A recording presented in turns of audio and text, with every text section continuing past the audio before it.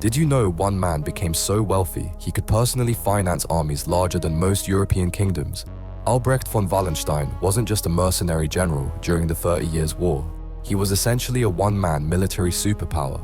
This single individual owned 1/4 of all Bohemian land and accumulated personal wealth that exceeded entire royal treasuries. When the Holy Roman Empire needed troops, Wallenstein didn't ask for funding.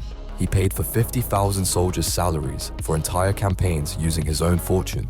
His private army of 100,000 men was better equipped than the official imperial forces.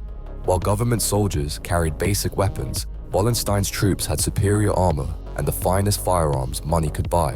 He essentially waged private wars across Central Europe, commanding resources that made him more powerful than most monarchs. Kings begged him for military support, knowing his personal wealth could turn the tide of any conflict. One man's fortune literally shaped the fate of an entire continent.